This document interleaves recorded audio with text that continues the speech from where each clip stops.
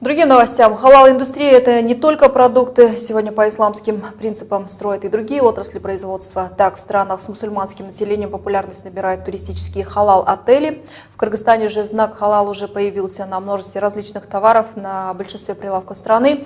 Однако далеко не вся продукция соответствует истинным исламским стандартам.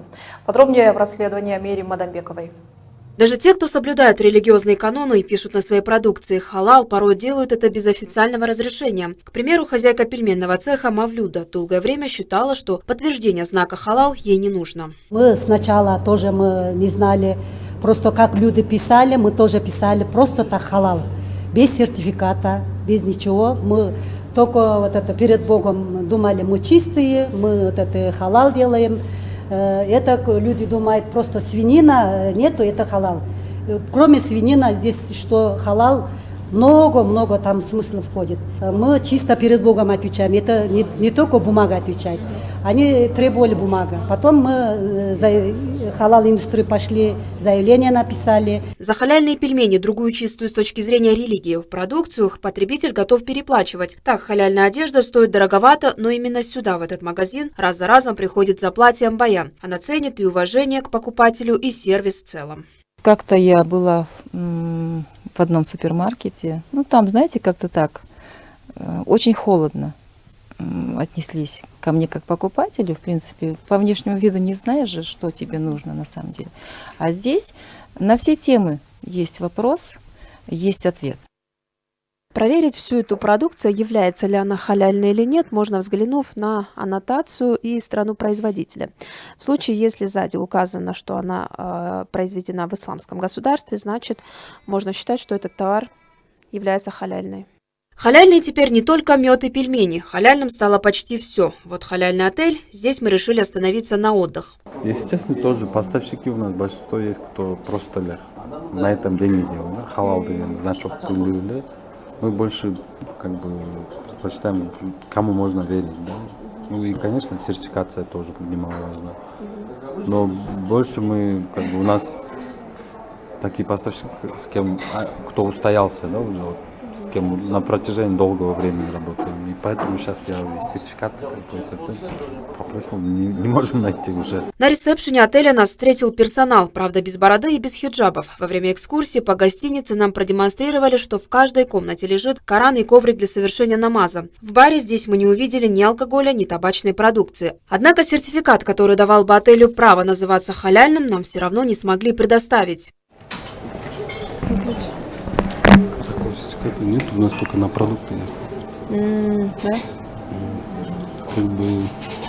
Если хотите, на продукты можем. Решать, что халал, а что нет в Кыргызстане, позволила себе частная компания. Здесь оставляют в тайне, каким образом продукты и услуги становятся чистыми и соответствующими исламским принципам. Стоимость сертификата халал объявлена коммерческой тайной, которую, впрочем, через какое-то время частично раскрывают. Так, с тандыра возьмут в среднем 1008, с пекарни побольше. Есть обыкновенный тандыр, мы берем дешево. Там пошел, посмотрел, откуда он мясо берет. Да? А есть, допустим, кондитерская фабрика. У них ингредиенты, извините, проверять да проверять там. Мы с них берем чуть больше. Ну вот в среднем вот. В среднем, в сомах мы берем. Ну понятно сколько. Получить разрешение на халал-производство можно и у государства. Впрочем, в Министерстве экономики признают, частники выдают документы быстрее. Это превратило самого потребителя. Хочет верить частникам, хочет верить государству. У государства, конечно, очень требования жесткие. Одни соблюдают халяльные каноны даже без документов, они им не нужны. А для других он стал бизнесом и рекламной ширмой. Моду на духовность превратили в способ заработка, и это обижает истинно верующих людей. Те напоминают, халал – это не рекламный слоган для продажи шаурмы. Мерия Мадамбекова, Уран Джапаров, телеканал ОНБИР. И в продолжении этой же темы у нас в гостях специалист отдела фетвы Духовного управления мусульман Бахтияр Тухтагазыулу. Бахтияр, здравствуйте. Здравствуйте. Сейчас рынки и полки магазинов пестрят продуктами с надписью «халал», и очень сложно в этом многообразии понять, что действительно можно назвать халал, а что нет. Как не запутаться и не попасться на уловки мошенников? Бисмилля ар-рахман ар-рахим. Во-первых, это что-то означает халял или по-кыргызски адал. Это тот продукт, который не содержит запретного, то есть там нету мертвечины, крови или свинины, или, скажем, спиртное, да? Вот эти продукты называются халяльными. А у нас, как вы знаете, есть сертификат халял, здесь, который занимается частной компанией. И есть, скажем, в прошлом году начали уже работу Кыргызстандарт совместно с Духовным управлением мусульман выдавать сертификацию. То есть идет жесткий контроль, действительно ли вот этот продукт соответствует стандарту халяль. Потому что Кыргызстандарт принял свой стандарт по халялу. Но этот халял тот же как бы основывается принципом шариата. А в нашей ситуации, да, мы знаем, как видим в некоторых местах, в некоторых продуктах, там пишут, как бы якобы это халял. Но, знаете, есть люди, которые занимаются, зарабатывают под этими деньги.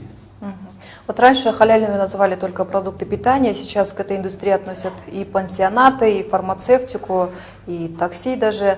Насколько это правильно, насколько сфера услуг может быть халяльной? Знаете, если, скажем, наша страна были бы только мусульманами и придерживались бы канона шариата, то тогда не было бы нужд, скажем, сертификации халял. Выдавать, скажем, пансионатам или саун, или прочим. Но ситуация такая, что у нас разные конфессии живут в нашей республике. Страна демократическая. И есть люди, которые придерживаются религии, и они бы как бы требуют такого стандарта, скажем, там не было бы спиртного, не было, скажем, запретное.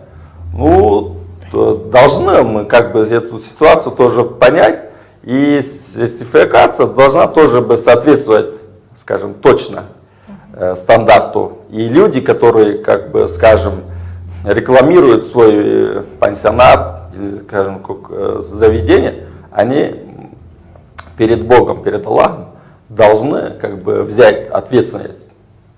То есть, когда уже берет ответственность Да. халяль, он уже отвечает перед Богом. Полностью, да.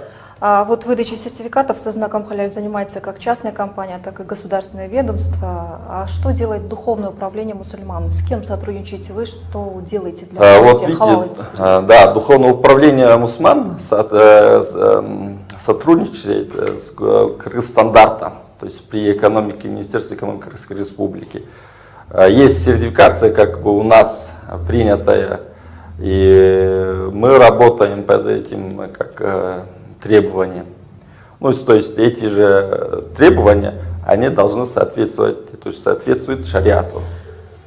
А вот как-то прослеживаете, действительно ли они? Да, у нас бы как бы то, что мы выдаем сертификацию, у нас бы есть, мы выслеживаем, у нас есть бы как бы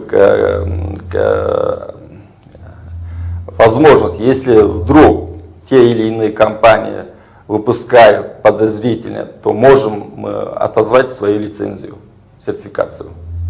Понятно. Но я вас благодарю за беседу, Бахтияр. Напомню, нам про халал-индустрию рассказал специалист отдела фетвы Духовного управления мусульман Бахтияр Тохтагазулу. Спасибо вам. Спасибо.